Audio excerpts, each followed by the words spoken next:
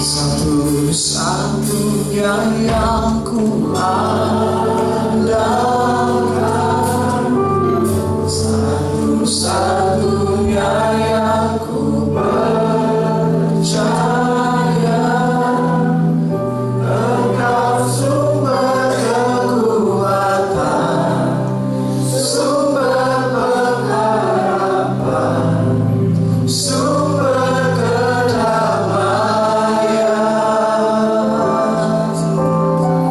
Satu-satunya yang ku andalkan,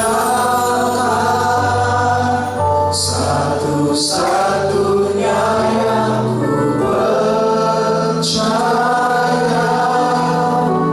Engkau Tuhan memberkati, Tuhan penyembuhku, Tuhan pemulihku. Haleluya.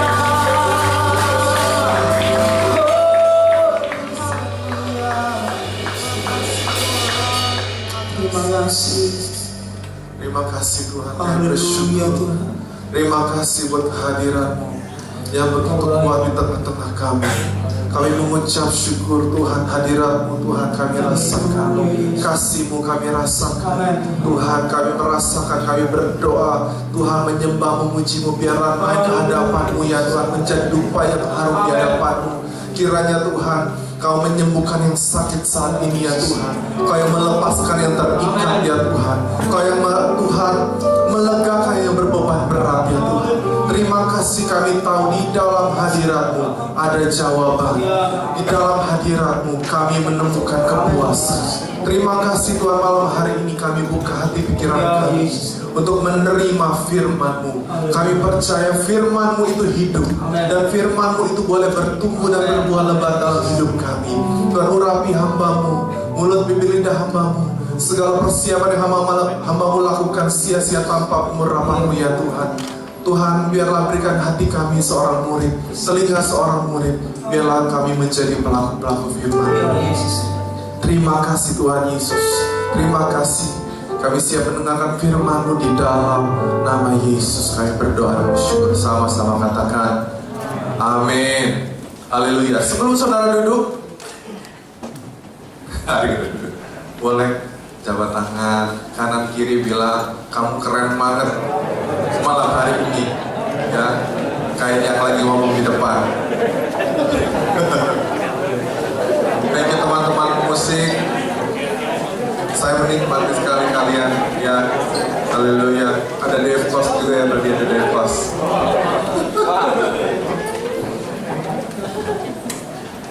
Shalom. Apa kabar? Sekali lagi, Shalom. Apa kabar? Haleluya. Saya baru pertama kali hadir di tempat ini, tapi katanya tadi ada yang bilang saya sudah pernah kesini, tapi mungkin saya lupa. Udah lama banget. Waktu itu ada KKR. Nama saya Dharana Muniaga. Saya melayani di GB Plaza Indonesia, yang tentunya berada di Plaza Indonesia. Ya, kalau Bapak Ibu teman-teman lagi main-main ke sana, gereja kami ada di lantai 4, nah, di auditorium namanya Maestro Hall, gitu ya. Saya melayani di tim pastoral sebagai wakilnya Pastor Beliat Kauntu, dan gereja kami demografiknya kebanyakan di bawah 40 tahun. Ya, di bawah 40 tahun. Jadi generasi Y, ya, generasi Y. Kebanyakan 17 sampai 36 ya. Y generation ya. Mereka suka tanya why, semuanya why. Kenapa begini, kenapa begitu, maksudnya gitu ya. Malam hari ini saya mau sharing aja ya, santai aja. Saya kurang bisa khotbah serius, tapi kalau Bapak Ibu teman-teman serius, saya jadi grogi ya. Malam hari ini saya mau ngomong tentang sesuatu yang tadi ngomong sama Pak Benny, visi gereja ini apa? Katanya peningkatan. Aku aminin banget peningkatan. Karena hidup kita makin lama harus makin naik, ya. Bukan berat badannya, tapi kualitasnya, betul ya. Nah, malam hari ini saya mau tanya, siapa di antara teman-teman semua, bapak ibu semua yang butuh mujizat? Semua ya. Saya juga angkat tangan. Saya butuh mujizat. Orang-orang yang butuh mujizat, dengan bapak ibu saudara semua angkat tangan, berarti gini. Kita mengundang, mengizinkan masalah datang ke dalam hidup kita. Benar nggak? Wah, langsung kalau ada masalah langsung. Ada amin? Karena kalau tidak ada problem, tidak ada mujizat. Betul nggak? Bagaimana kita mengalami mujizat di dalam keuangan kalau kita tidak punya masalah dalam keuangan? Betul? Bagaimana kita menerima mujizat kesembuhan kalau kita tidak dalam keadaan sakit? Ya, dan seterusnya. Jadi saya mau bilang malam hari, no problem, no miracle. Ada amin? Nah, teman-teman semua, saya mau berbicara tentang ini. Yesus itu datang. Lukas 4, 18-19 berkata begini, Roh Tuhan ada padaku, oleh sebab Ia telah mengurapi aku untuk menyampaikan kabar baik kepada orang-orang miskin, dan Ia telah mengutus aku untuk memberitakan pembebasan kepada orang-orang tawanan dan penglihatan bagi orang-orang buta, untuk membebaskan orang-orang yang tertindas, untuk memberitakan tahun rahmat Tuhan telah datang. Jadi Yesus datang dalam hidup kita untuk menyampaikan kabar baik kepada orang-orang miskin. Orang miskin tidak berbicara hanya secara materi. Bisa miskin jiwa, bisa miskin tidak ada damai sejahtera, sukacita, miskin kesehatan. Memberitakan pembebasan kepada orang-orang tawanan, orang-orang yang terikat, yang dibelenggu oleh dosa, orang-orang buta yang tidak bisa melihat, masa depan, tidak bisa melihat hidupnya Tuhan lagi bawa kemana, dan orang membebaskan orang tertindas dan memberitakan tahun rahmat Tuhan telah datang. Nah, teman-teman semua, Bapak Ibu Saudara, saya malam hari ini mari kita belajar dari satu pribadi yang Alkitab catat, pribadi yang menyelamatkan suatu bangsa.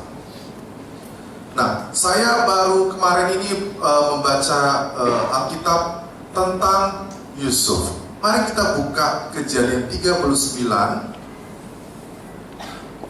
Kejadian 39.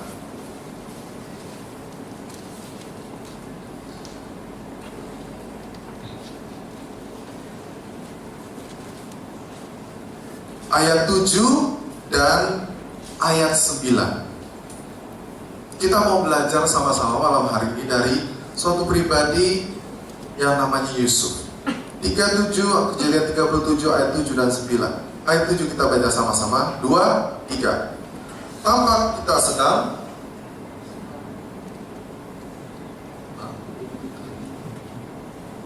Kejadian 37 ayat 7 dan 9. Oke? Kita baca sama-sama. 2, 3. Tampak kita sedang di ladang mengikat berkas-berkas gandum. Lalu bangkitlah berkas kuda tegak berdiri. Kemudian datanglah berkas-berkas kamu sekalian mengelilingi dan sujud menyembah kepada berkasku itu. Ayat 9. Lalu ia memimpikan pula mimpi yang lain, yang diceritakannya kepada saudara-saudara. Katanya, aku bermimpi pula, tampak matahari, 2 bulan dan 11 bintang sujud menyembah kepadaku. Nah, saudara, kisah ini berawal dengan ini. Yusuf adalah anak kesayangan dari dari Yakub, ya. 12 bersaudara, dia anak nomor 11, dia yang paling disayang. Semua anak yang saudara-saudara yang menggembalakan kambing domba, tapi dia banyak di rumah. Dia mengantarkan makanan kepada kakak-kakaknya, ya. Tapi tiba-tiba dia bermimpi. Tuhan kasih mimpi. Kita tadi baca ayat 7 dan ayat 9. Mengikat di ladang, mengikat berkas-berkas gandum, lalu bangkitlah berkas itu tegak berdiri. Jadi gini, dia punya mimpi, tapi saudara-saudaranya nggak suka, ya. Saudara semua familiar dengan cerita itu, ya. Tapi ini hal yang pertama yang saya mau bagikan bagi saudara ini, Yusuf dikasih visi sama Tuhan. Itu yang hal yang pertama. Di umur dia yang masih belasan tahun. Hal yang pertama yang saya pelajari ini, Tuhan kasih visi kepada teman-teman sekalian.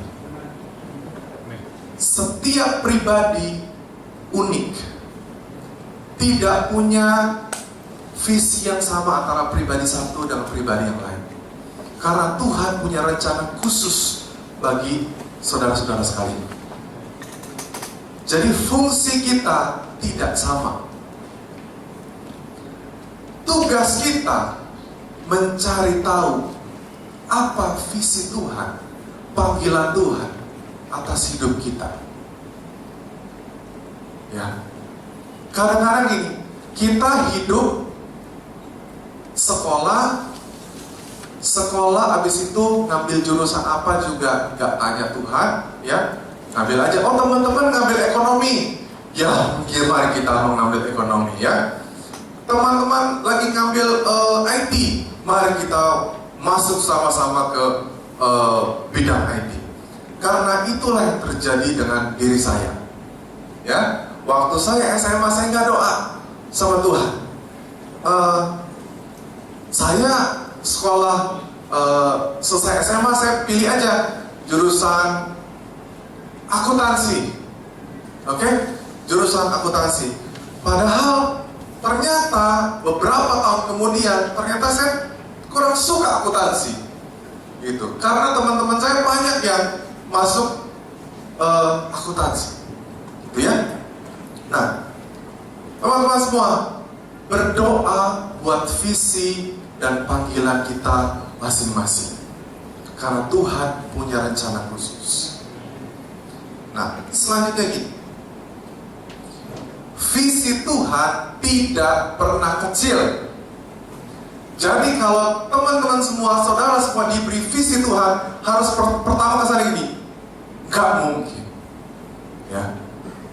Gak mungkin saya bisa melakukan itu. Berarti itu dari Tuhan. Kalau kayaknya saya bisa, berarti mungkin itu ambisimu sendiri, ya. Visi dari Tuhan itu selalu besar, selalu tidak masuk akal. Nah, bagaimana caranya kita tahu visi atau panggilan Tuhan? Kalau saudara beli mobil, ya. Siapa yang pernah beli mobil atau motor? Oh, puji Tuhan, ya ada ya. Nanti yang belum angkat tangan saya doakan. Langsung amin aja. Nah, kalau saudara beli motor atau mobil, ya, dapat apa aja selain mobil atau motornya? Pertama dapat apa? Mobil. Kunci. Kedua, surat STNK, BPKB, ya. Ketiga, ya kaca film itu bonus, ya. Beli mobil dapat payung, tidak pernah dapat payung, beli payung dapat mobil, ya. Itu bonus. Kaca film lah apa segala macam. Tapi ada nggak manual book? Ada, ya. Nah, di dalam manual book itu ada tulisan-tulisan, ya, yang dikarang oleh si pencipta mobil itu, bukan? Ya. Nah sekarang, kalau mobil itu sudah jalan 5.000 km atau 10.000 km, harus diapain, saudara? Servis berkala, betul ya? Kalau tidak pernah ada di manual tertulis setelah 5.000 atau 10.000 km ganti velgnya, ya, cuci atau cat kembali, nggak pernah ada, tapi harus diservis berkala.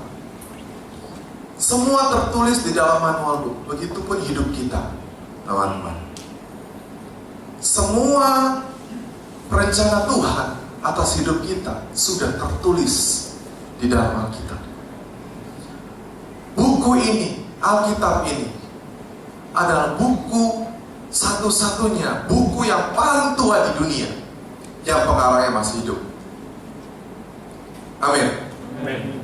Jadi segala macam problema hidup, tuntunan hidup, kita bisa temukan di Alkitab. Jadi kalau apa ya Tuhan, visiku apa ya, panggilanku apa ya, itu saudara bisa temukan di dalam Alkitab. Selanjutnya, waktu Yusuf mulai menceritakan mimpinya, saudara-saudaranya benci sama dia. Dia anak manja, ya, anak konglomerat. Mungkin dia sehari-harinya, kalau zaman sekarang dia nyetir mobil Ferrari, ya, pakai LV, ya, Victor Lenke, Gucci, ya, wah, semua merek terkenal. Pokoknya anak konglomerat. Sementara abang-abangnya semua biasa. Dia pakai cincin, ya, cincin bapaknya, pakai mobil-mobil bapaknya. Dia ngomong tentang visinya, menyombongkan diri.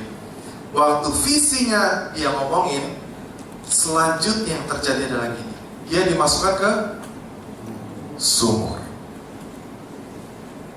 Waktu teman-teman saudara sekalian dapat visi dari Tuhan, siap-siap berikutnya sekolah sama Tuhan.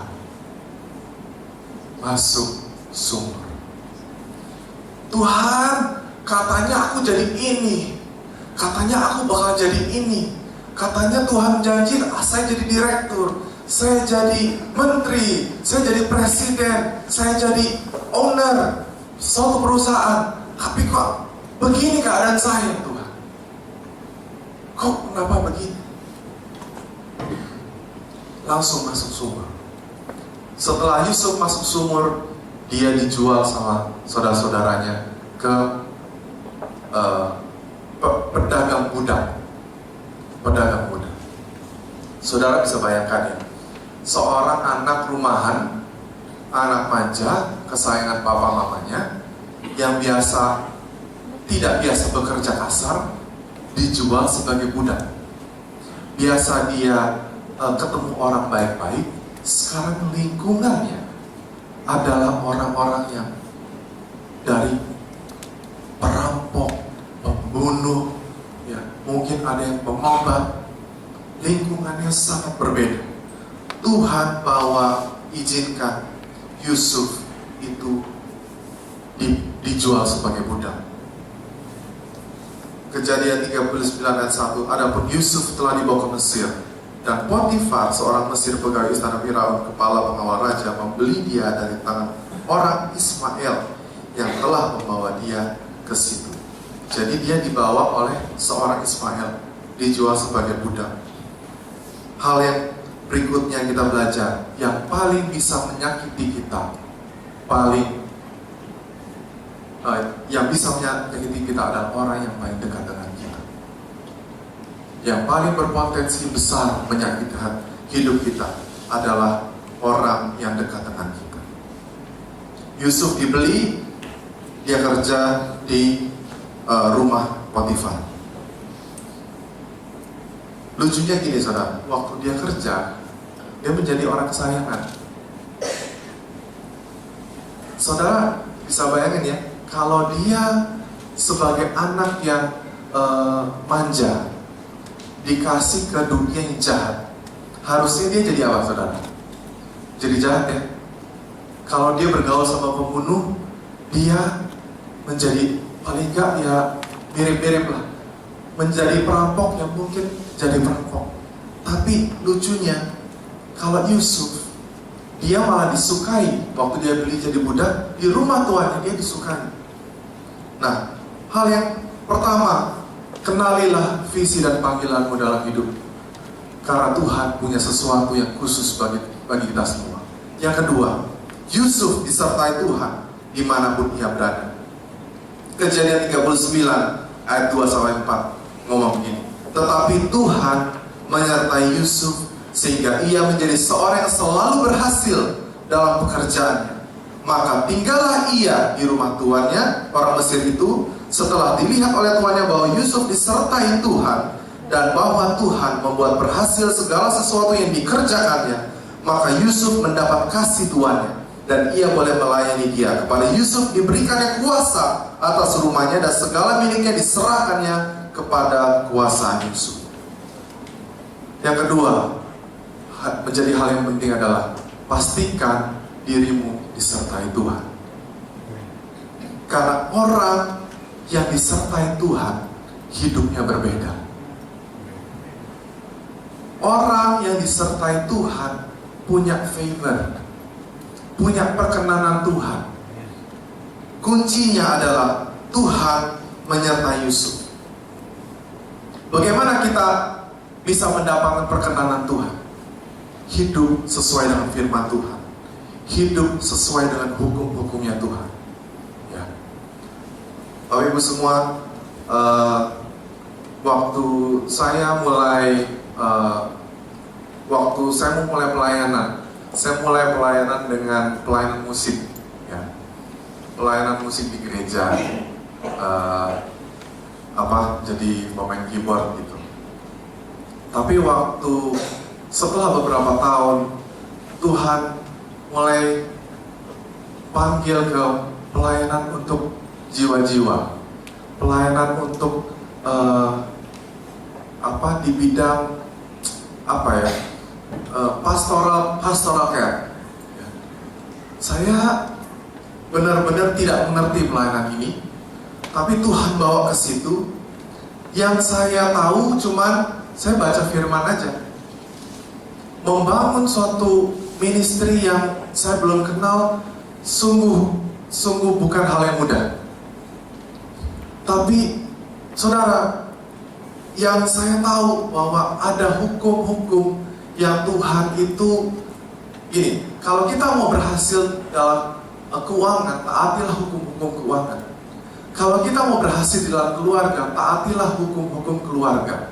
Kalau kita mau berhasil dalam pelayanan di gereja, taatilah hukum-hukum yang berlaku di gereja itu. Amin ya saudara. Nah,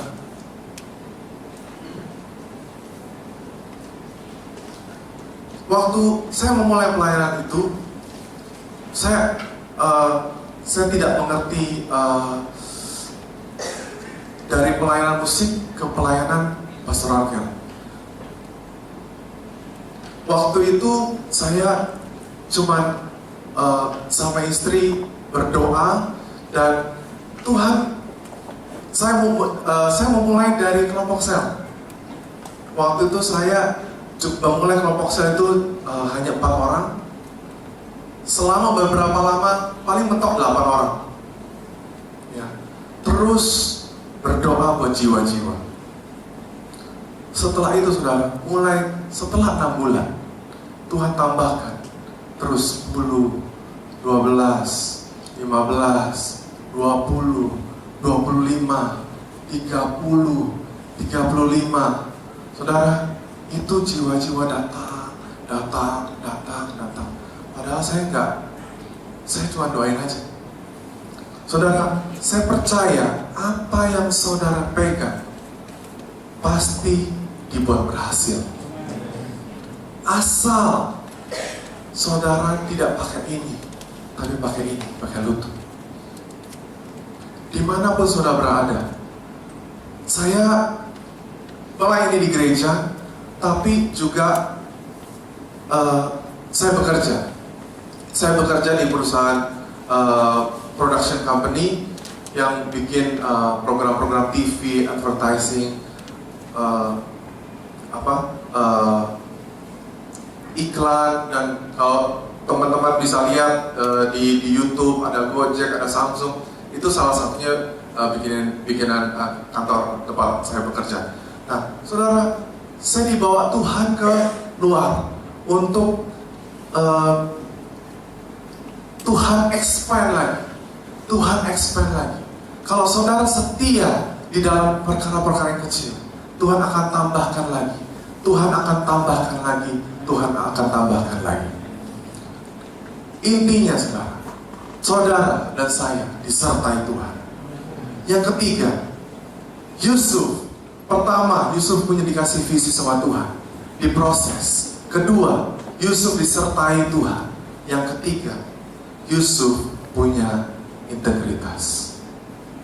Integritas berarti gini, apa yang saudara bikin di luar itu sama dengan apa yang saudara bikin di dalam.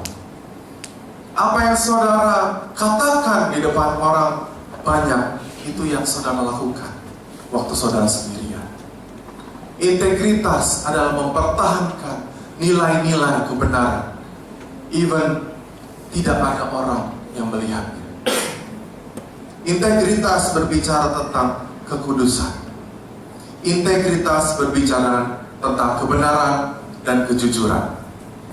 Nah, kita tahu di Kejadian 39 ayat 6 sampai 10, kejadian Yusuf digoda sama Tante Poti. Ya. Jadi Yusuf itu mau diajak tidur sama istri tuan. Dikatakan gini, Yusuf itu ayat 6 itu, adapun Yusuf itu manis sikapnya dan elok parasnya. Jadi Alkitab mencatat bahwa Yusuf itu got what it takes. Dia punya sikap yang manis dan paras yang elok. Ya, perhatikan ini saudara, sikap yang manis dan paras yang elok, bukan paras yang elok dan sikap yang manis. Ya, sikap yang manis dan paras. Sikap itu nomor 1. Karakter nomor 1. Kalau saudara menjadi orang yang menyenangkan, saudara menjadi orang yang selalu happy, selalu membawa sukacita, ya, saudara termasuk orang yang manis sikapnya, enak diajak bicara, ya, gampang diajak kerjasama, rajin, masuk kantor nggak pernah telat, pulang selalu belakangan, karena do extra mile, ya, bukan karena nongkrong, selalu give the best. Adakah saudara memberikan sikap-sikap itu di tempat saudara bekerja? Give your best, karena saudara adalah anak Tuhan. Ada kejujuran, bisa dipercaya. Saudara, saya ngobrol sama teman-teman, beberapa teman yang bekerja di dalam bidang HRD. Hari ini perusahaan itu tidak mencari orang-orang hebat,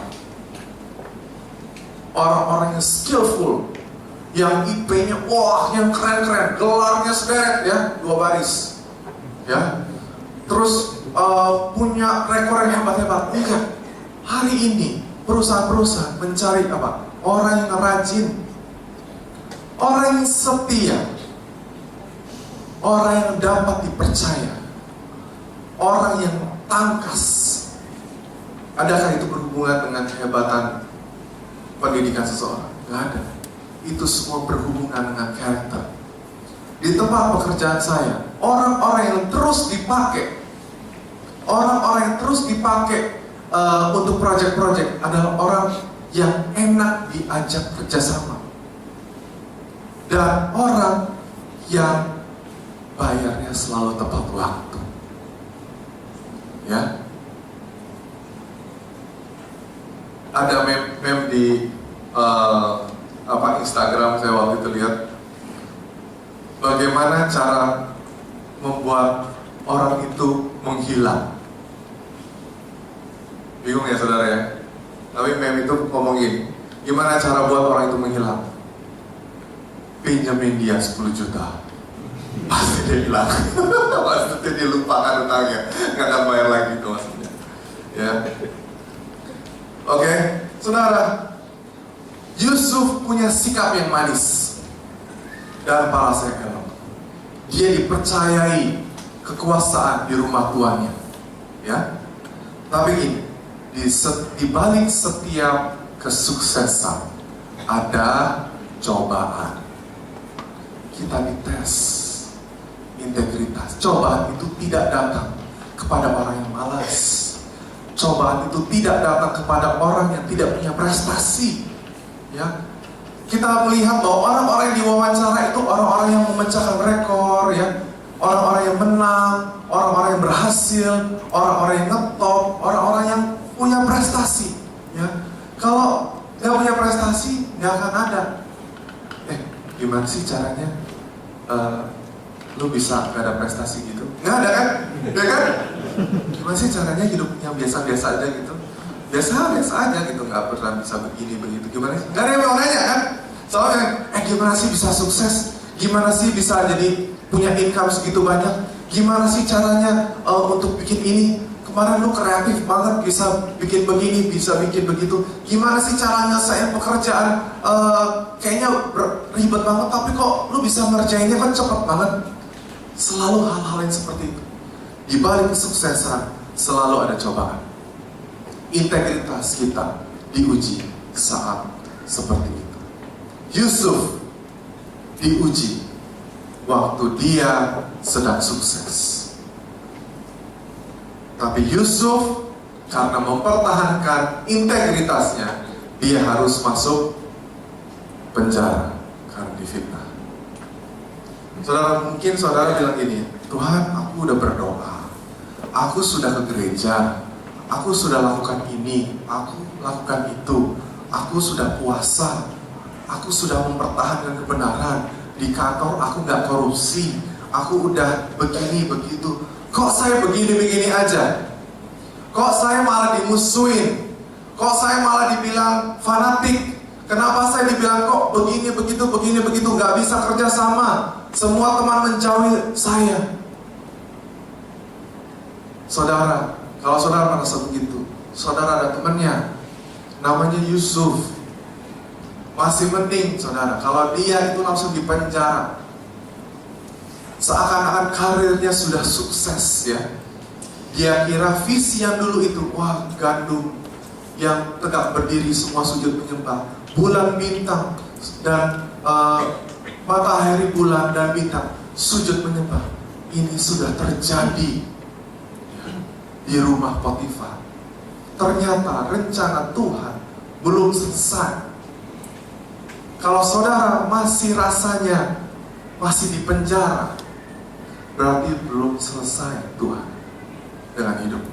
Kalau saudara hari ini masih ada di tempat ini, masih bernapas, berarti Tuhan belum selesai dengan saudara. Masih ada sesuatu yang Tuhan mau kerjakan. Kalau Tuhan sudah tidak punya lagi sesuatu yang dikerjakan untuk hidup saudara, saudara sudah pulang, ya, sudah innalillahi wa inna ilaihi Rolling Stone. Ya. Gini, ada jenis-jenis godaan yang cobaan yang perlu kita hadapi. Ada. Tapi ada beberapa jenis godaan yang sebaiknya kita lari. Betul ya? Oke. Para pria di sini mungkin pria itu kelemahannya di mata. Benar ya pria-pria ya? Saya juga mengakui ya. Kalau lihat sesuatu yang bagus dan indah-indah, wow gitu ya. Oke? Semua yang, nah, saudara, kita punya handphone, kita punya gadget. Apa yang saudara konsumsi? Ya, Apa yang saudara lihat? Apa yang saudara hadapi? Apakah itu sesuatu yang harus kita, dalam nama Yesus aku tolak, dalam nama Yesus aku tolak, gitu ya? Atau saudara matiin itu? Oke? Saudara, ada yang beberapa hal yang kita harus lari. Ada yang bisa kita doakan. Yang keempat, Yusuf mengandalkan Tuhan. Waktu Yusuf dijebloskan ke penjara, Yusuf itu jadi tangan kanannya kepala penjara. Bisa bayangin gak teman-teman? Apa perasaannya dia? Jadi gini, dia itu sudah setia sama tuannya.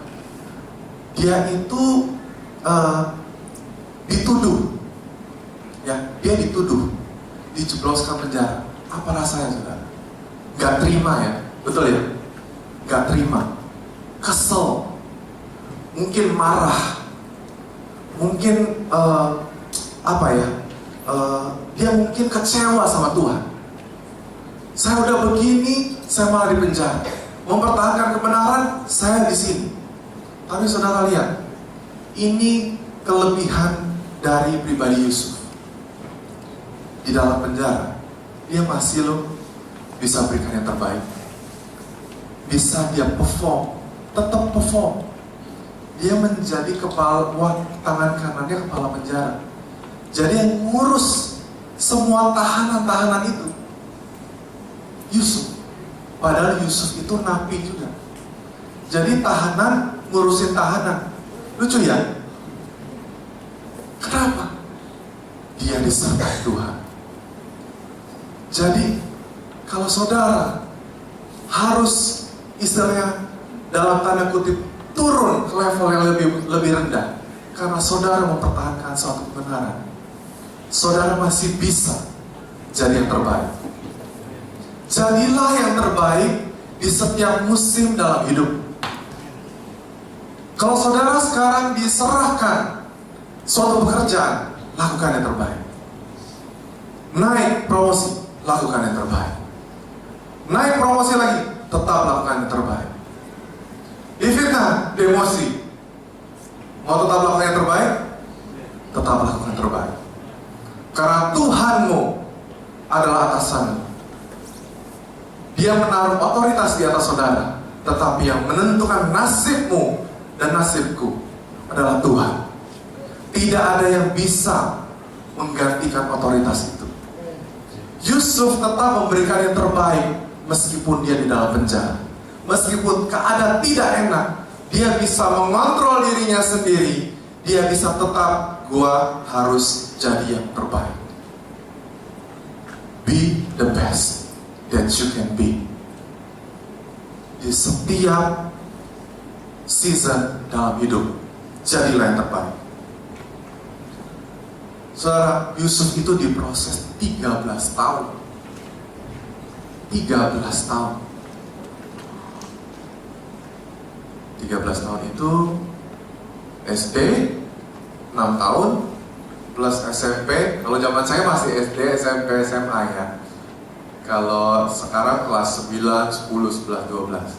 Berarti 4, 10, 6, 3, 12. Dari SD sampai kuliah tingkat 1. Itulah lamanya Yusuf diproses. Tapi bilang gini, kita bilang gini, waktu dia mau selesai, itu Raja Firaun bermimpi. Betul ya?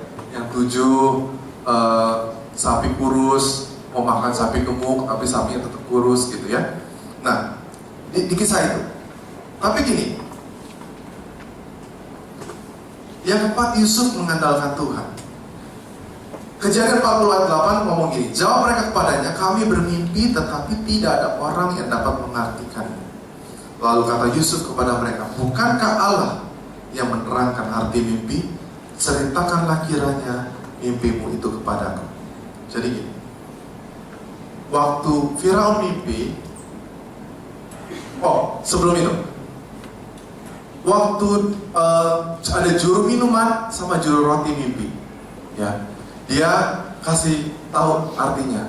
Nanti salah satunya tuh kamu akan dibalikan posisinya di hadapan raja. Tapi yang satu kamu akan mati, dibunuh, ya, dihukum mati. Terjadi dua-duanya. Terus dia bilang, nanti kalau kamu menghadap raja, tolong ingatkan Firaun, ada saya di sini, masih di penjara. Tapi Alkitab mencatat itu tidak terjadi. Apa pesan yang kita bisa belajar dari sini? Yusuf tidak diizinkan untuk mengandalkan manusia, mengandalkan koneksi, mengandalkan kenalan. Ya, di Indonesia sangat familiar sekali kalau kita punya koneksi, kita bisa lebih cepat mendapatkan sesuatu yang kita mau capai, gitu ya. Tapi Alkitab bilang begini, koneksi kita cuma Tuhan. Karena Tuhan yang menggerakkan hati manusia. Kita boleh coba, tapi yang menggerakkan hati manusia itu Tuhan. Andalkan Tuhan, jangan andalkan manusia. Lalu setelah kejadian itu kejadian, saudara, 2 tahun sebelum Yusuf itu selesai diproses. Lalu bermimpilah Firaun. Ya, Yusuf menyaut Firaun, Kejadian 40-16, bukan sekali-kali aku melainkan Allah juga yang akan memberitakan kesejahteraan kepada Tuhan Firaun. Jadi gini, bayangkan Yusuf itu masih dalam penjara, tapi dia itu masih bisa menafsirkan mimpi. Artinya apa, saudara? Dia itu masih connect sama Tuhan. Tuhan itu masih kasih arti mimpi itu ke Yusuf. Setelah sekian lama dia diproses, tapi dia masih punya hubungan sama Tuhan. Saudara, malam hari ini saya menghimbau dengan kuat, miliki hubungan pribadi dengan Tuhan. Miliki hubungan secara khusus pribadi dengan Tuhan. Dia itu Tuhan yang kangen bicara sama kita, pengen ngomong setiap hari. Buka mata pagi-pagi, bangun pagi-pagi, jangan lihat IG berapa likers ya kemarin. Waduh, yang ketawa kayaknya pelaku nih. Ya, lihat path. Ya, oh kemarin si ini posting apa ya? Facebook. Oh kemarin dia ngapain? Foto-foto apa yang terbaru? Gitu ya. Buka mata sosial media. Jangan. Buka Bible app dulu, ya, Alkitab, ya, Alkitab. Sekarang Alkitab. Bukalah surat cintanya dulu. Dulu waktu siapa yang lahir di bawah tahun 80? Baru sedikit Pak. Oke deh. Zaman saya, saudara, ya kesannya aku udah tua banget ya Pak Benny ya. Zaman saya itu zaman yang saya harus kalau mau telepon itu sediakan koin. Siapa yang mengerti apa yang saya katakan? Oke? Sampai dulu saya harus akalin, kalau biasa anak SD ya, saya harus kadang-kadang ngebor koin 100 dikasih tali. Siapa yang melakukannya? Ya, keluarin lagi, telepon rumah, Ma, aku udah selesai sekolah, minta dijemput. Anak SD, ya. Tadi ngomong tentang apa? Lupa deh. Jadi, waktu zaman saya itu masih ada kartu telepon. Kartu telepon ya, tahu ya kartu telepon ya? Bukan SIM card loh, kartu telepon. Yang habis itu kalau itu selesai dibolongin sama mesinnya. Oke? Pager. Oke, siapa yang ya? Saya punya temen, dia lagi berantem sama pacarnya, tapi dia mau baikan lewat pager. Lucu banget. Untuk nomor 5208, ya apa pesannya Pak? Sayang, maafkan saya, aku nggak sengaja tadi begituin kamu, maafin aku ya sayang, I love you. Pesannya diulang ya Pak? Ya lucu ya, sayang, sama operator perempuan yang di seberang sana gitu ya, lucu banget itu, ya diulang-ulang. Aduh, zaman ya. Oke. Tadi saya lagi ngomong apa ya? Surat cinta, yes, surat cinta. Terima kasih untuk mengingatkan. Dulu waktu pacaran, ya. Dulu kan belum ada SMS, ya. Cuma bisa telepon gitu. Tulis surat, pakai kertas wangi. Siapa yang masih ingat ya? Ya, kalau saudara bisa merasakan apa yang saya rasakan, berarti kita seangkatan ya. Ya. Surat wangi itu ya, tulis aku lagi ini, I'm thinking of you ya, lagi di kelas lagi ini, apa ada gini, kangen sama kamu, nggak sabar ketemu sama kamu Sabtu ini atau Minggu ini, you know, semua. Terus kalau lihat surat itu ya, waktu saudara terima surat itu, yang saudara pertama kali lakukan apa? Baca isinya kan? Siapa yang cium wanginya? Pas buka gitu. Enggak kan? Baca suratnya dulu, habis itu diselipin di buku. Bener gak? Ini jadul banget nih, ya. Majalah tuh masih high, masih bobo, ya. Oke? Selipin di buku, catatan. Buka, baca lagi. Buka, baca lagi. Buka, baca lagi. Terus senyum-senyum sendiri. Ya? Gitu ya? Saudara, biar Alkitabmu sama Tuhan juga begitu. Bangun pagi, sosmed ntar dulu deh, ya. Kita kan bukan fakir likers kan, ya. Please follow, gitu ya. Enggak lah. Kita lihat Tuhan lagi ngomong apa hari itu. Saya punya teman, salah satu anak di gereja kami bilang, Kak, aku nih kalau suka baca Alkitab susah pagi. Aku biasanya malam.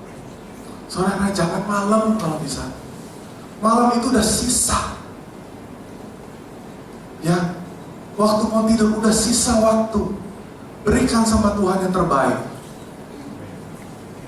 Berikan sama Tuhan waktu terbaik dalam hidupmu. Pagi, baca firman-Nya setiap hari. Amin. Yusuf mengandalkan Tuhan. Setelah 2 tahun, ya, setelah kejadian dia menafsirkan mimpi juru minuman dan juru roti, baru Firaun bermimpi. 2 tahun, ya. 2 tahun baru dipanggil dia. Saya lupa juru minuman, juru roti yang kembali ke posisinya semula. Dia mengingat, oh, ada orang budak Ibrani. Baru ingat. Siapa yang mengingatkan? Tuhan. Tuhan gak pernah lupa, saudara, akan janjinya. Dia tidak pernah lupa. Dia yang ingatkan orang-orang, ya, untuk menolong kamu, menolong kita. Dia yang ingatkan orang-orang, ya. Dan akhirnya Kejadian 50 ayat 20 gini. Memang kamu, kita baca sama-sama ya, Kejadian 50 ayat 20.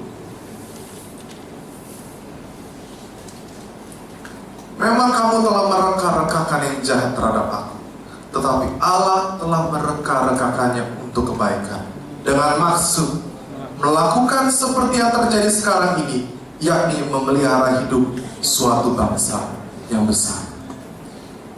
Waktu Yusuf ngomong ini, dia sudah tua, sudah jadi Perdana Menteri, sudah punya anak, hidupnya dipulihkan. Dia baru mengerti visinya puluhan tahun yang lalu. Apa arti mimpinya itu? Dia gak ngomong gini, ternyata selama ini Tuhan itu mau aku jadi Perdana Menteri. No! Dia bilang gini, memelihara hidup suatu bangsa yang besar. Jadi kalau teman-teman semua, saudara semua punya visi, itu bukan masalah posisi. Jadi hari ini kalau misalnya saudara punya visi jadi presiden direktur, jadi owner, jadi menteri, jadi perdana menteri, jadi presiden, koreksi sedikit. Posisimu hanya untuk menggenapi visimu. Untuk visi itu Tuhan butuh posisi Perdana Menteri. Untuk visi itu kamu butuh posisi Presiden Direktur. Untuk visi yang Tuhan kasih kepada diri kita, kamu butuh posisi ini. Jadi posisi hanya tempat untuk melaksanakan visi itu. Posisi tidak pernah menjadi tujuan akhir. Tujuan akhir adalah visi. Selalu berhubungan dengan jiwa-jiwa. Mari kita bangkit berdiri. Haleluya.